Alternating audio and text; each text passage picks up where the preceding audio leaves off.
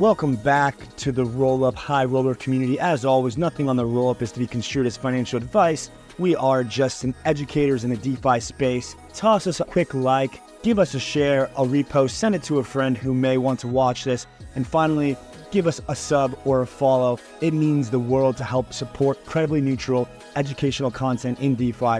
We're here to educate, empower, and enrich you, and let's jump in.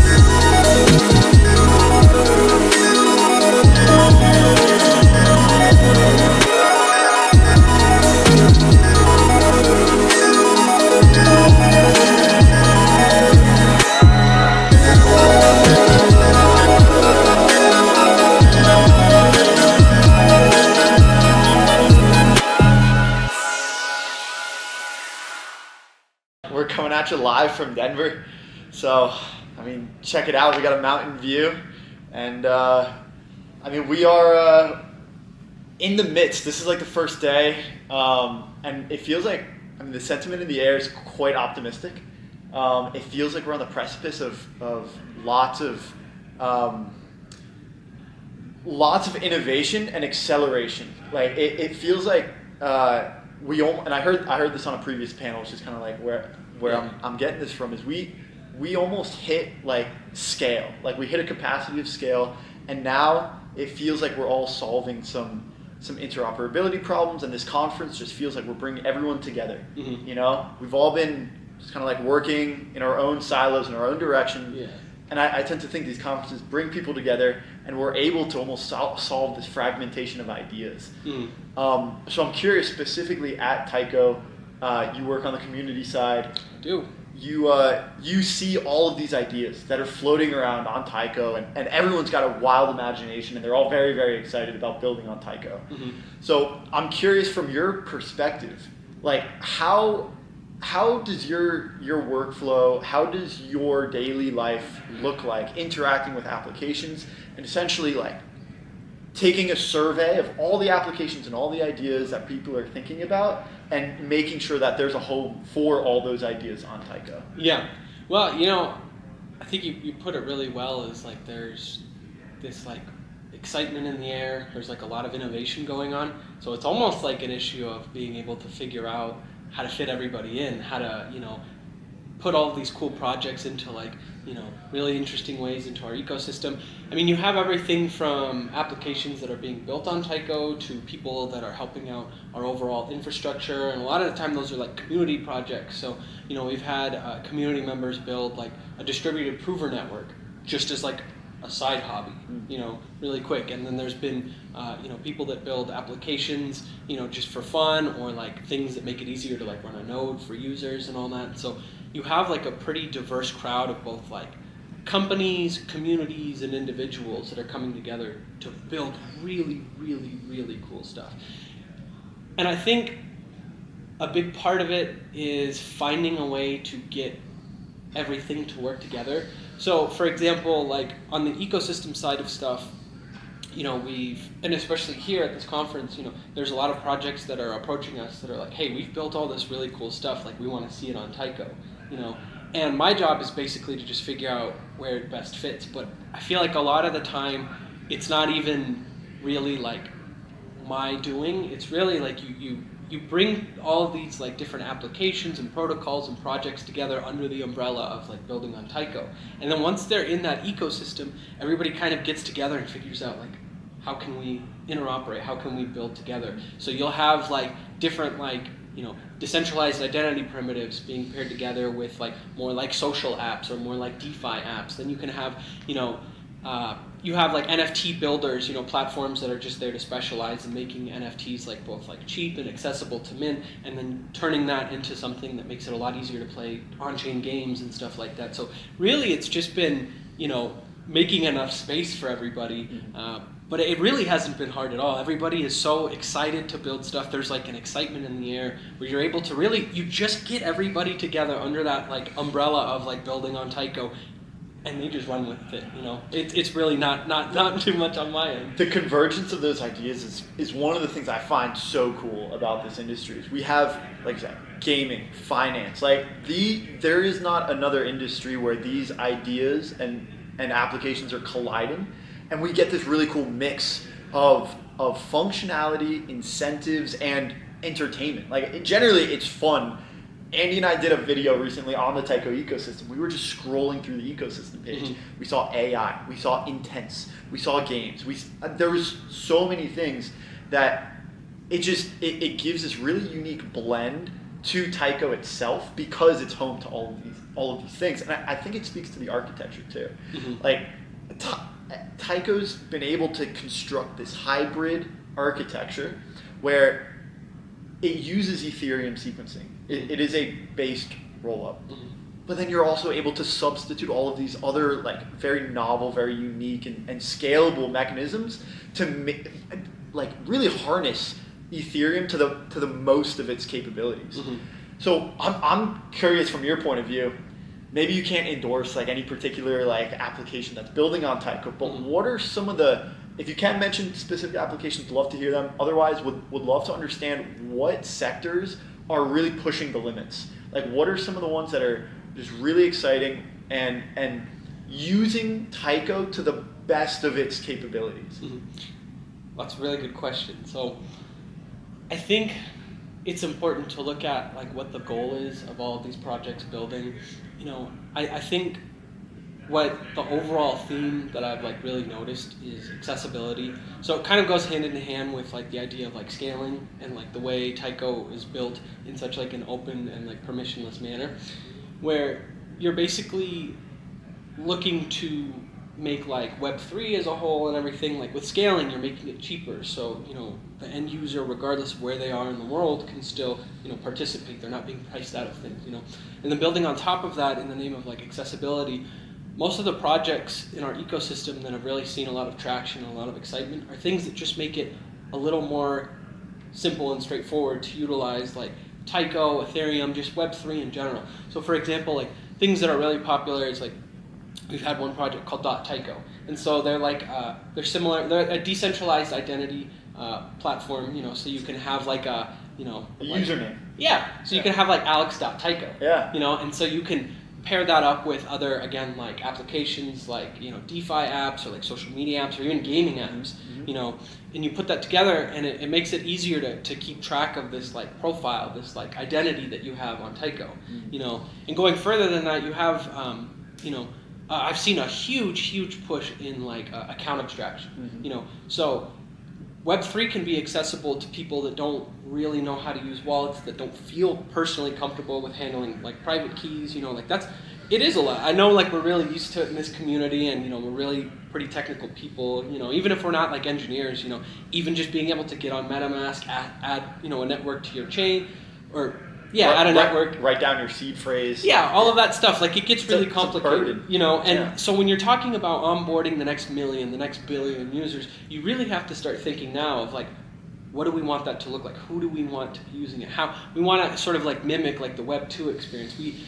So everything's still available. If you're super technical, you can get on MetaMask. You can sort of create your own wallet. You can deal with things however you want. You can you can transact on Taiko through your command line if you feel more comfortable doing that. But we don't want to limit it to that. So again, a really popular like applications and big pillars of our ecosystem have been things that make things a little more accessible.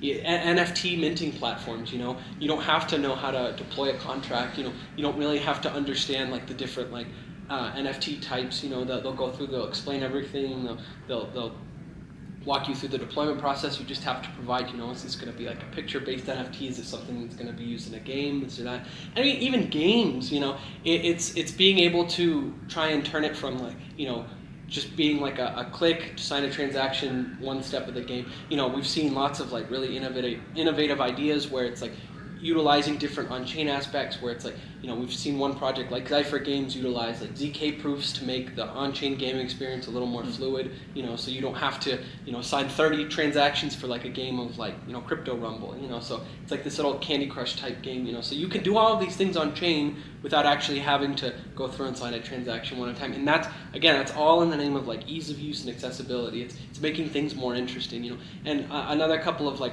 games I've noticed on our ecosystem, they're finding different ways to like utilize like NFTs in their game. So it's still on chain, but not every step is on chain. It's still a game. It's just utilizing like NFT assets and all that. And it's really just making things more open, permissionless, and like fun for people to utilize.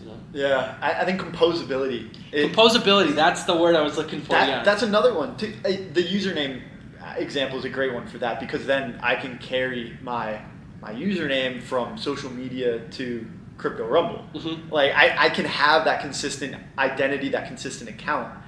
And I think we're only going to continue to see account abstraction like get more colorful in a way. Like, you can put a username on your account. So it's easy to log in, and you have your username, you feel this sense of attachment to it. It's part of it's an extension of your own like activity. And then you can also, I can picture like these games, right, where I have like a character, and I'm able to take my character from Crypto Rumble to Crypto Candy Crush, and I can like play these games as the same character on the same username, and it's a really cool feeling to see worlds collide. Yeah, and that's part of what I really love about this general purpose L2 that is home to such diverse applications. I find it very, very cool to see that composability in action. And I'm curious, you guys are kind of gearing up for mainnet. There's no like specific date yet, but you're starting to like kind of get to that point. Is there something that you would like to see built, or maybe like Taiko would like to see built? Like there's a lot of builders watching this. If you would have a call to build something, what would you say is like currently there's a space where a builder can come in and they can build something that would find value and make sense on Taiko? Well, I'd say, especially because we're in a testnet, this is like a really good launch pad to test out your more experimental ideas. So like what I can say right now is like our community is like comprised of like really motivated and excited like community members that they like we've really focused our community around like education, right? So, we get people joining our server just hearing about Taiko, and, they've never, run a node before, they've never, loaded up Docker, like they've never even opened up the terminal, And so the whole premise of like what we're trying to do right now in the testnet phase is to educate people, get people excited about like what does scaled Ethereum look like? What's going to happen once, things go to mainnet? What's going to be on Taiko? What's going to be exciting, And I think it's really introducing people into these like really new experimental ideas. There's, I've seen again lots of like experimental like DeFi protocols that are utilizing everything from like restaking on L2s to being able to lend out NFTs, utilizing them almost as like a bonding kind of structure. So composable apps that kind of build on each other, like other like DeFi primitives that build on top of each other. But it's really hard to like nail down like one specific type of like app that you'd like that we'd like to see on Taiko. Again, I think it's a little mix of everything. Like I personally, I'm just a fan of games. I've been really blown away at seeing some of like the cool and interesting ideas that people have come up with to rethink game mechanics when you actually take into account a Web3 integration. It doesn't just have to be like plug and play NFTs. It can be like a whole, independent and like free flowing like in-game economy that's based off of weird crypto economics. We know how crazy that can get. So gaming's a wild one. It is, and I think it's really anything. If you have like a kind of like a new fun idea, whether it's in the name of like DeFi, gaming, accessibility, wallets, infrastructure.